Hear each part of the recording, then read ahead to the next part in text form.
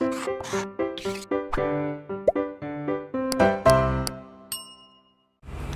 dear, I hope you are fine. Welcome back to Blueprint Digital. My name is Kanupriya and I welcome you here. In today's video, we are going to cover chapter 5 from our supplementary reader book, that is Footprints Without Feet, and a matter of fact, the name of the chapter is also Footprints Without Feet, written by H.G. Wells, right? So basically ये एक novel है, उसका एक छोटा सा extract लिया गया है इस चैप्टर में. ये चैप्टर है एक पर्सन ग्रिफिन के नेम पर, ठीक है. ग्रिफिन इसका प्रोटैगनिस्ट है. Here you can see he is the protagonist of the story. अब यहाँ पे इस स्टोरी में क्या होता है, this story is about a scientist name Griffin. He discovers the rare chemicals which can make a man invisible. आप सबको याद तो होगा बचपन में या टीवी में कभी मिस्टर इंडिया देखी होगी, जिसमें अनिल कपूर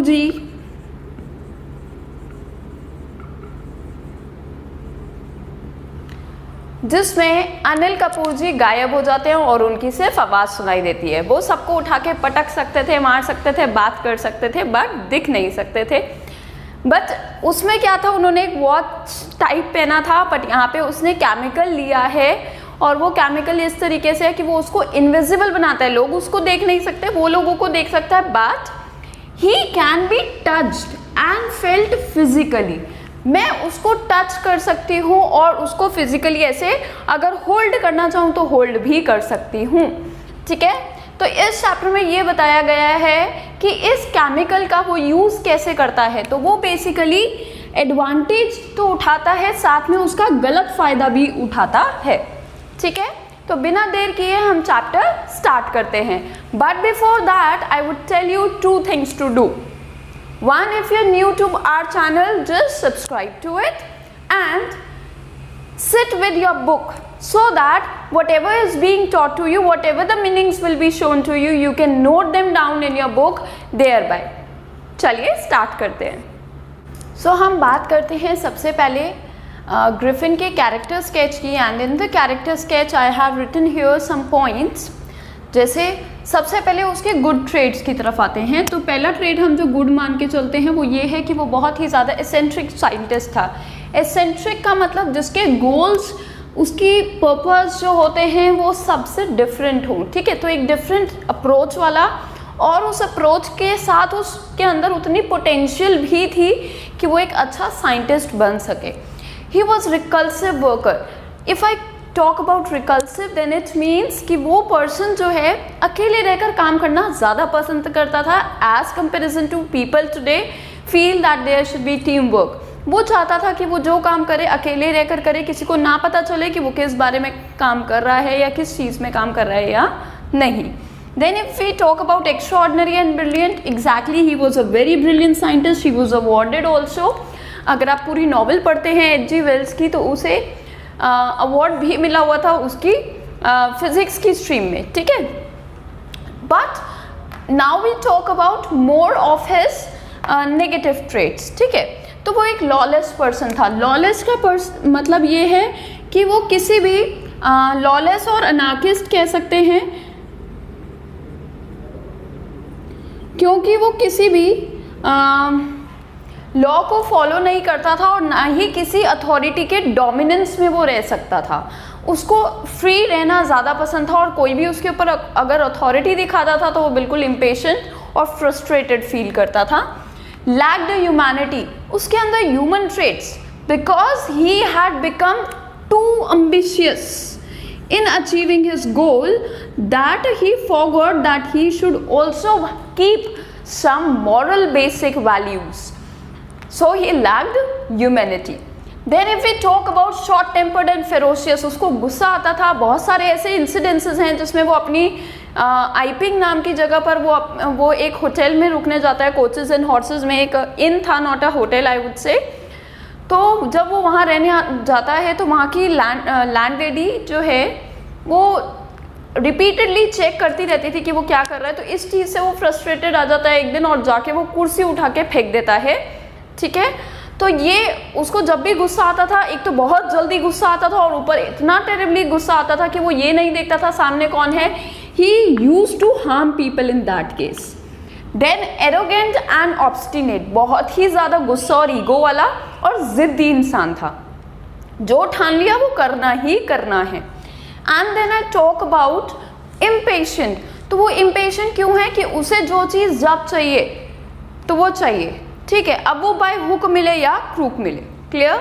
यहाँ इसलिए एक चैप्टर में इंसिडेंस भी ये दिया गया है कि उसे पैसों की बहुत ज़्यादा ज़रूरत थी, तो बहुत ठंड में भी वो जाकर क्लर्जीमैन के घर से पैसे चुरा के ले आता है.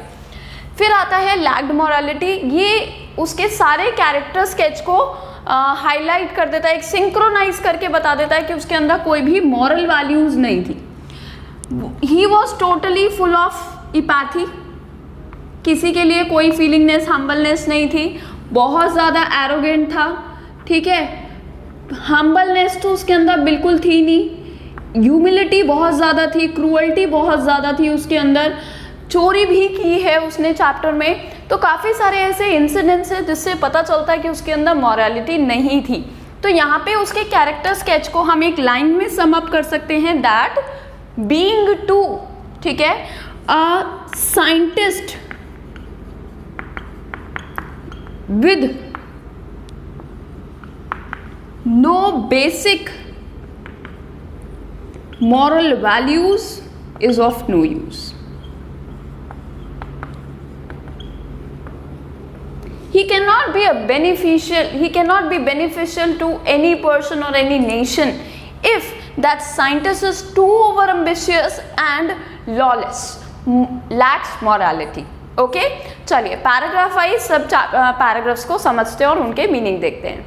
सो the chapter begins where we see that two boys saw imprints, muddy imprints of bare foot. ठीक है, चैप्टर वहाँ स्टार्ट होता है जहाँ पे दो लड़के क्या देखते हैं कि बिल्कुल सर्दी का टाइम है, बहुत ठंडी है और दो बेयर फुट्स के इम्प्रिंट्स आ रहे हैं. ठीक है, बट वो इस चीज़ से हैरान हो जाते हैं कि पर्सन तो कहीं दिख नहीं रहा, because the person was nowhere to be seen. बस उसके फुटप्रिंट्स दिख रहे हैं. तो वो क्यूरियस हो जाते हैं दोनों बॉयज़ और वो फुटप्रिंट्स को चेस करना शुरू करते हैं जब तक वो इम्प्रिंट्स गायब नहीं हो जाते. वो ये सोचते हैं कि वो फुटप्रिंट्स कहाँ गए. तो बेसिकली ये जो फुटप्रिंट्स थे, बाद में उन्हें ये चीज़ पता चलता है कि एक ऐसा पर्सन है जिसने अपने आप को गायब करने की केमिकल बनाई है या ऐसी कोई टॉनिक बनाया है जिससे वो अपने आप को गायब कर सकता है, और बट उसकी फिजिकल एग्जिस्टेंस है. Later on we come to know कि इस पर्सन का नाम ग्रिफिन है, जिसने काफ़ी मेहनत करके, एक फिजिसिस्ट है और जिसने काफ़ी मेहनत करके कुछ इस तरीके से केमिकल बनाया जिससे वो अपने आप को इनविजिबल कर सकता है. ग्रिफिन को यहाँ पे लॉलेस पर्सन बताया गया है. क्यों? क्योंकि वो जहाँ रहकर एक हाउस में रेंटेड था वो, और जहाँ रहकर वो अपनी ये डिस्कवरी कर रहा था, वहाँ पर ही ये अपने लैंडलॉर्ड के घर को आग लगा के आ चुका था. He had set it on fire. और ग्रिफिन को क्योंकि इनविजिबल होना था, बट वो फिजिकली क्या हो सकता था, टच और फील हो सकता था. दैट मीन्स दिखेगा नहीं, बट उसकी बॉडी की हार्डनेस थी कि ऐसा नहीं था कि मैं उसके अंदर से भूत प्रेतों की तरह आर पार चली जाऊंगी. His body was stiff as we have. अगर कोई उससे टकराए, उससे मिलता है तो टक्कर ही होगी, ऐसा नहीं होगा कि इंसान उसके अंदर से निकलकर गायब हो जाए. तो यहाँ पर क्योंकि उसको इनविजिबल होना था, इसलिए वो क्या करता है, अपने क्लोथ्स रिमूव करके चला जाता है in the streets of London. अब इस बात का पता ऐसे चलता है जब कुछ बच्चों ने, जैसे मैंने आपको बताया कि कुछ बच्चों ने उसके मडी इम्प्रेशंस देखने को मिले, और तब पता चला कि कोई ऐसा पर्सन है जो कि दिखता नहीं है बट उसके चलने का और होने का एग्जिस्टेंस है. अब बढ़ते हैं हम आगे, और इस पार्ट में ये बताया गया है कि उसके वो किसी तरीके से मैनेज करता है उन दोनों लड़कों से बचकर भाग जाने का. बट ये जो उसने डिसीजन लिया इनविजिबल होकर रहने का, वो गलत टाइम पे लिया. क्यों? Because when he is invisible he could only make his body invisible. सिर्फ अपनी बॉडी को ही इनविजिबल कर सकता था, क्लोथ्स वगैरह को पहनकर नहीं हो सकता था।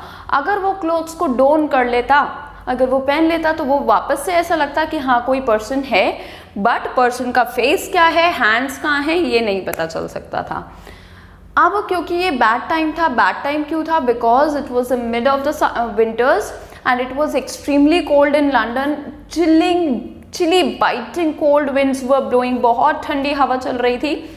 सो he had to make himself rescue from the winters, अपने आप को ठंड से बचाना था। तो वो क्या करता है, एक डिपार्टमेंटल स्टोर में घुस जाता है, क्योंकि दिख तो रहा नहीं था।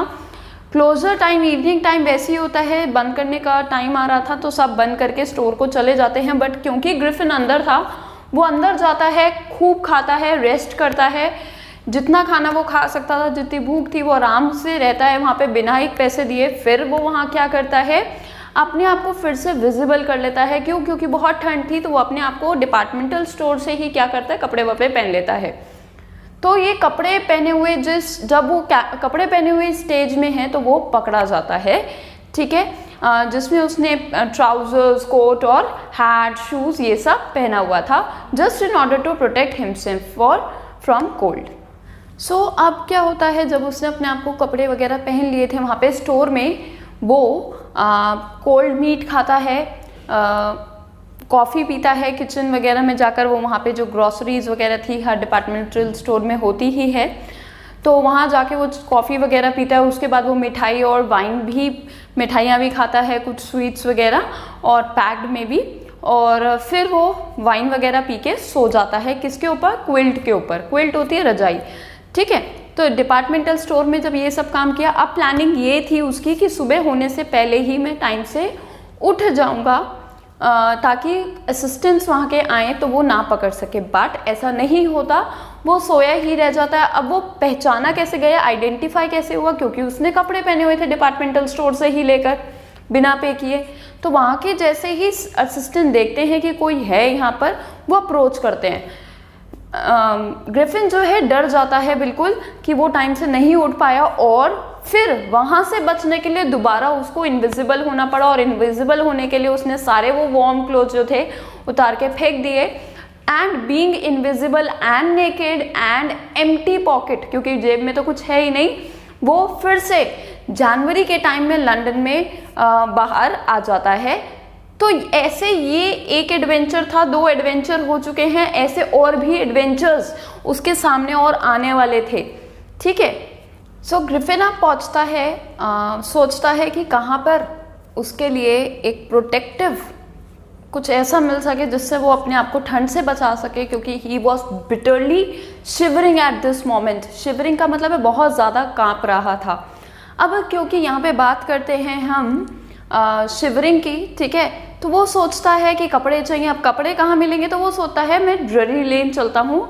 लंदन में ड्ररी लेन जो है बेसिकली थिएट्रिकल वर्ल्ड की फेमस एरिया है, तो वहाँ पे वो क्या कहता है कि मुझे थिएट्रिकल क्लोथ्स वगैरह मिल जाएंगे, वहाँ पे जाके मैं अपने आप को डोन कर लूँगा। तो वहाँ पे वो अपने आप को जाता है, डोन करता है बैंडेजेस, हैट्स वगैरह के साथ, कोट के साथ, ओवर कोट के साथ, ठीक है, और आर्टिफिशियल नोज भी पुट करता है, ताकि क्योंकि वो हॉलोज ना दिखे उसे फेस पे, क्योंकि फेस पे तो कुछ है ही नहीं, फेस को कैसे कवर करे, बैंडेजेस से कर लिया। अब नोज वाला पार्ट जो था वो क्या हो गया, हॉलो हो गया, ठीक है, क्योंकि नोज हमारी एक्चुअली आउटर बिल्ट होती है, ह्यूमन स्केलेटन में अलग से नहीं होती है। तो नोज के लिए वो अलग से विस्कर्स लगा लेता है, नोज लगा लेता है, और आईज के हॉलो पार्ट को कवर करने के लिए वो गॉगल्स पहन लेता है। अब क्योंकि उसके पास पैसे थे नहीं, तो वो क्या करता है, शॉपकीपर को खूब मतलब काफ़ी मारपीट करता है, उसको ही हार्म करता है। हार्म करने के बाद उसके सारे पैसे लेकर वो भाग जाता है। वो सोचता है कि लंदन की स्ट्रीट्स जो हैं काफ़ी क्राउडेड हैं, वो बार बार क्या होगा, अटैक होता रहेगा उसके ऊपर। अटैक एज इन कोई ना कोई उसको आइडेंटिफाई कर लेगा, या किसी ना किसी तरीके से उसको बचकर भागने के लिए ज़रूरत पड़ेगी। तो वो सोचता है एक छोटे विलेज चले जाए, और छोटे विलेज के लिए वो जाता है आइपिंग नाम की जगह पर, ठीक है। अब आइपिंग एक बहुत छोटा सा गांव है, और आइपिंग में सर्दी के टाइम पे किसी गेस्ट का आना किसी इन में, ठीक है, एक स्ट्रेंज थिंग थी। It was not a regular thing, ठीक है। तो वहाँ पे जैसे ही ये पहुँचता है, काफ़ी सेंटर ऑफ अट्रैक्शन, काफ़ी ज़्यादा सेंटर ऑफ अट्रैक्शन बन जाता है ग्रिफिन के लिए। Why? Because of a strange experience, strange appearance. ठीक है, बहुत स्ट्रेंज अपीयरेंस थी, पूरा फेस बैंडेज है, अलग से एक नोज दिख रही है और उसने गॉगल्स लगाए हुए और पूरी बॉडी टोटली कवर्ड है। ठीक है, विंटर्स है, कवर्ड है। तो अब यहाँ की जो लैंडलेडी है मिसेस हॉल्स, वो क्या है, बहुत ज़्यादा, क्योंकि उनका गेस्ट अब कोई भी एक इन की ओनर है, वो किसकी ओनर है, इन ओनर है वो। अब उनके वहाँ पे कोई गेस्ट विंटर टाइम में आ रहा है तो डेफिनेटली वो उसको बहुत अच्छे से ग्रीट करेंगे कि वो एक के जगह 4 दिन रुक कर जाए। तो वो क्या करती हैं, फ्रेंडली होने की कोशिश करती हैं ग्रिफिन के साथ। बट ग्रिफिन बहुत क्लियरली स्टेट कर देता है, बता देता है कि उसे किसी से बात नहीं करनी है और वो यहाँ पे इसलिए आया है ताकि उसको शांति मिले और वो अकेले में रहकर काम कर सके। उसने वहाँ पे 2 रूम्स रेंट किए थे, रेंट किए थे कि वो 2 रूम्स में रहेगा। अब वो क्या करता है 2 रूम्स में, ये तो नहीं पता अभी तक। ठीक है, पर मिसेस हॉल को वो बिल्कुल कह देता है कि मुझे बात नहीं करनी, और इनडायरेक्टली वो ये कह देता है कि आप मेरे को बार बार मेरे काम में डिस्टर्ब मत करना। उससे पूछा गया कि आपके फेस पर कि पूरी बैंडेज क्यों है, क्योंकि लोग बहुत ज़्यादा स्ट्रेंज फील कर रहे थे कि इतनी स्ट्रेंज अपीयरेंस वाला पर्सन है यहाँ पे।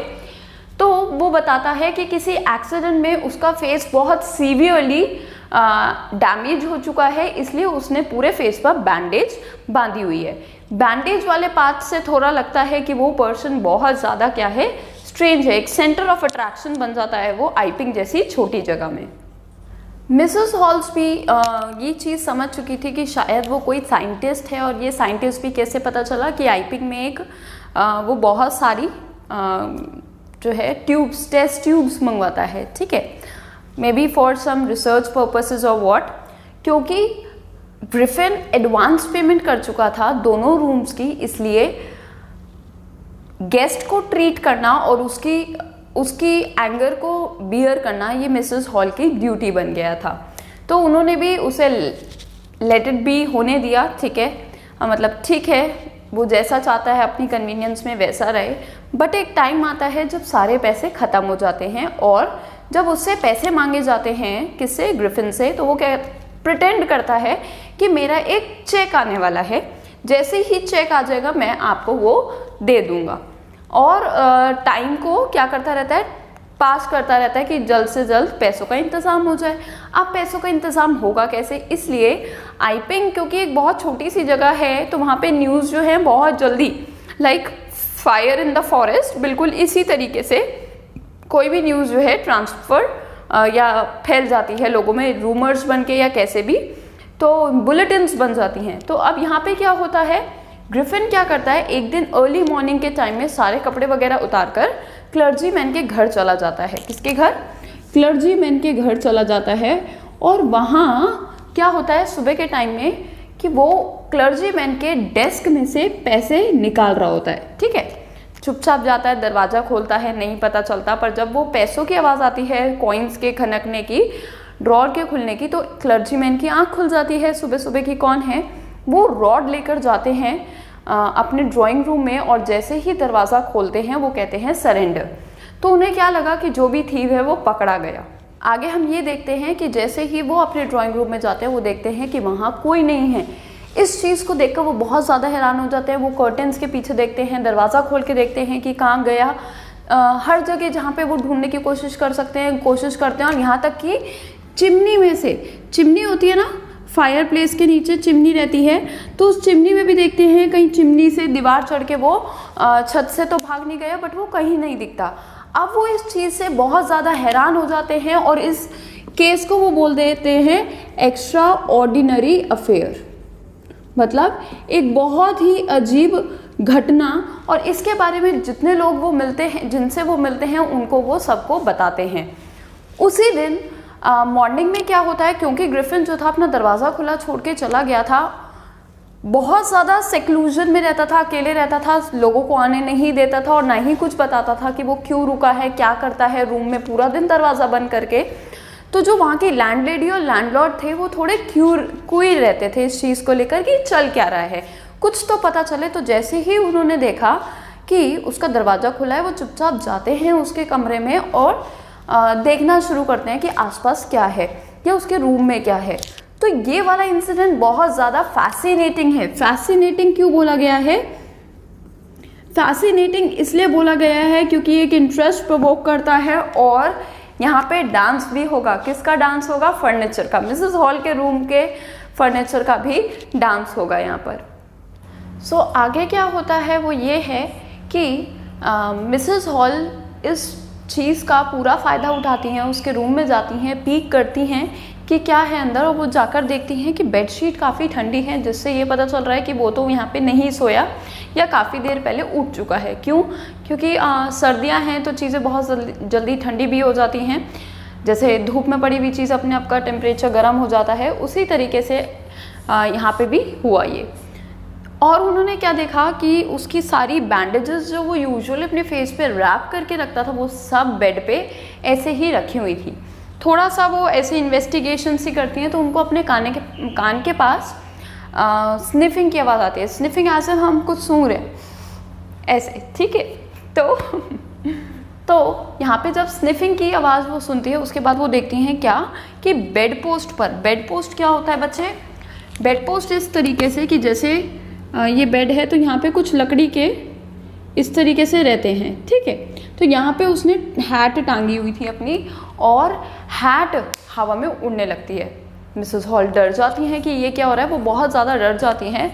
इतने में इतना गुस्सा आ रहा होता है ग्रिफिन को, इस टाइम वो क्या करता है, उठा के चेयर फेंकता है किसकी तरफ? मिसेस हॉल्स की तरफ, ठीक है। मिसेस हॉल्स की तरफ चेयर फेंकता है तो वो उनकी पैरों पे लग जाती है और वो इतनी तेज भाग भाग के रूम से बाहर जा रही थी और जैसे ही चेयर उनको लगी वो बहुत ज़्यादा डर भी गई और बस सीढ़ियों से गिरने ही वाली थी, बट फिर भी बच गई।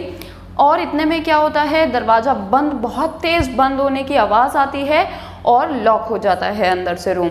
वो इस चीज़ से बहुत ज़्यादा कन्विंस हो जाती है कि उनके कमरे में कोई भूत आत्मा प्रेत आ चुका है जिसने उसके रूम पर क्या कर लिया है, कब्जा कर लिया है। और यहाँ से मिसेस हॉल्स का जो एक शक था कि ग्रिफिन एक बहुत स्ट्रेंज पर्सन है, क्वीर पर्सन है, वो चीज़ यहाँ से बहुत ज़्यादा उनके अंदर स्ट्रॉन्ग भी हो जाती है। मिसेस हॉल्स रोती हैं कि उनकी मदर की चेयर थी और अब पता नहीं क्या हो गया है, वो अपने आप घूमने लगी है, उड़ने लगी है। और ये बात का जब पता आसपास के लोगों को लगता है तो वो कहते हैं कि शायद किसी जादूगर ने इसके ऊपर अपना तंत्र मंत्र डाल दिया है जिसकी वजह से ऐसा हो रहा है।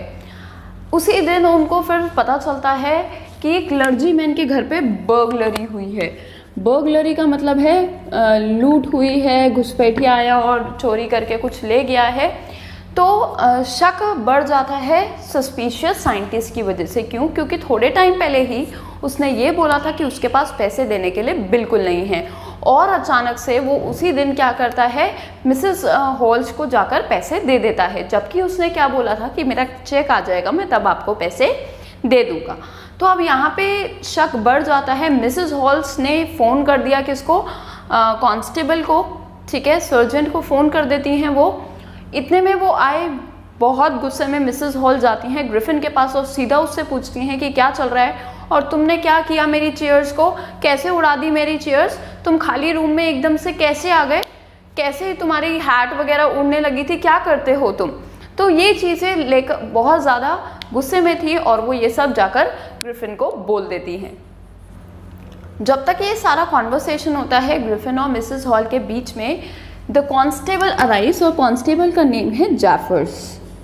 कांस्टेबल का नेम है जैफर्स। वो पहुंच जाते हैं और कुछ भीड़ भी इकट्ठी थी वहाँ पे बार में। बार का मतलब है जो बेसिकली एक ड्रिंकिंग लाउंज छोटा सा था मिसेस हॉल के इन में ही, ठीक है। तो वो सब वहाँ पे कुछ लोग इकट्ठे थे और यहाँ पर जब उसको बहुत ज़्यादा गुस्सा आ जाता है ग्रिफिन को, वो क्या कहता है कि तुमको अंदाज़ा भी नहीं है कि मैं क्या हूँ और कौन हूँ। वो धमकी देता है, थ्रेटन करता है और इतने में डराने के लिए सच अपना सामने ले आता है। वो हेड पार्ट को बेयर कर देता है, अनकवर कर देता है, रिवील कर देता है। तो यहाँ पे वो क्या करता है, अपनी बैंडेजेस हटा देता है, गॉगल्स हटा देता है, नोज हटा देता है। तो बिल्कुल हेड पार्ट तो है ही नहीं, कपड़े पहने हुए, कपड़े के अंदर भी इंसान है या नहीं है ये चीज़ तो उनको नहीं पता।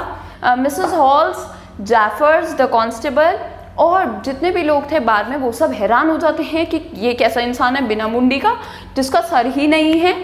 तो मिस्टर जेफर्स जो हैं, क्योंकि मिस्टर जेफर्स यहाँ पे बहुत ज़्यादा हैरान होते हैं, बट उनके दिमाग में एक चीज़ चल रही थी कि ये उनकी ड्यूटी है, वो इसे अरेस्ट करने आए हैं, चाहे वो हेड वाला है या बिना हेड वाला पर्सन है। बट ये चीज़ को देखकर वो बहुत ज़्यादा हैरान थे। मैजिस्ट्रेट की तरफ से ऑर्डर्स थे और इस ऑर्डर को जेफर्स को फॉलो करना ही था।